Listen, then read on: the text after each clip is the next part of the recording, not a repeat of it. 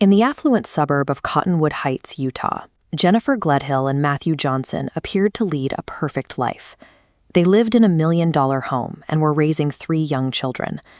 Matthew was a 51-year-old Green Beret with the Utah National Guard's 19th Special Forces Group. After more than a decade of honorable service, his fellow soldiers knew him as a reliable man who always had the answers. On September 28th, Jennifer called the police to report that her husband was missing. She told investigators he had simply announced he would be gone for a week and instructed her not to call him. This public report served as the first step in a coordinated, multi-family effort to obscure a homicide behind a narrative of a voluntary disappearance. While the police were just beginning their search, Jennifer's lover had known the truth for nearly a week. 6 days before her call to the authorities, she had already confessed to him that Matthew was dead. She spoke about the father of her children with chilling detachment. On tape, she compared herself to the Queen of Hearts, saying "off with their heads," and claimed that Matthew wasn't a person anymore. Jennifer had spent days scrubbing her home of physical evidence, yet her decision to brag about the act to a third party provided the exact trail investigators needed to see past the cleanup. The marriage had been deteriorating for months. By the summer of 2024, the couple discussed divorce, while Jennifer was deeply involved in a secret affair that consumed her time and emotions. In August, Jennifer filed for a protective order, but the court was not convinced. The commissioner dismissed the request, noting that Jennifer's own texts were belittling and appeared to be an attempt to goad Matthew into a violent response. 2 days before the murder, preparations turned physical. She sent her children to her parents' house and showed her lover a loaded Glock 19X that she kept in her home. These legal filings and logistics show a clear transition from a failing marriage to a calculated plan for homicide. The situation reached a breaking point on September 20th. Matthew had discovered the affair, and witnesses reported a heated argument as the years of marital dysfunction finally exploded. In the early hours of September 21st, Jennifer entered the master bedroom while Matthew was asleep and vulnerable. She took a 9mm handgun and shot him in the head. The immediate cover-up was a heavy physical task.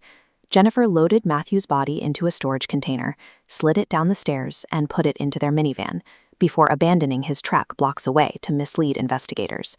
She then returned to the bedroom to launch an extensive cleanup. She bleached the walls and ordered a brand new mattress to replace the blood-soaked one, which arrived just 2 days later. While she successfully removed the most obvious physical traces from the room, she could not account for the digital and verbal evidence she had already left behind. Jennifer visited her lover on September 22nd.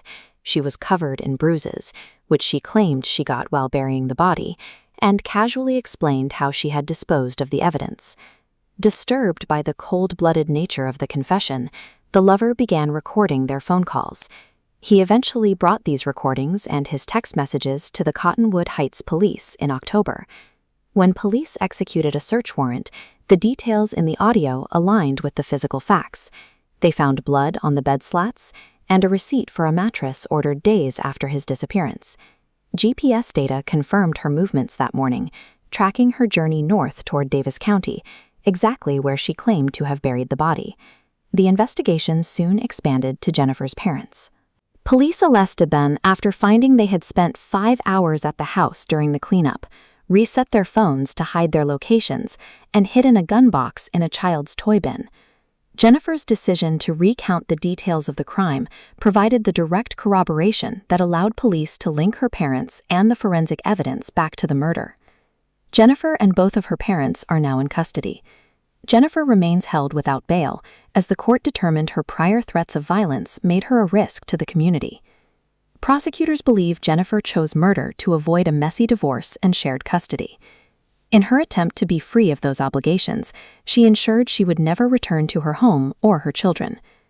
The outcome is 3 children, aged 5 to 11, who must now grow up without either parent, one killed by his wife and the other facing a trial for first-degree murder.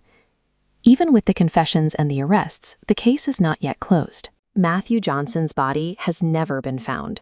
For months, Matthew's military friends and law enforcement have searched through the vast terrain of northern Utah, following every GPS lead to bring him home. Matthew's family continues to ask for anyone with information to come forward, hoping to finally provide the decorated soldier with a proper burial. Jennifer Gledhill's trial is set for late 2025. Until then, Matthew remains in an unmarked grave, a victim of a crime that was documented by the very person who committed it.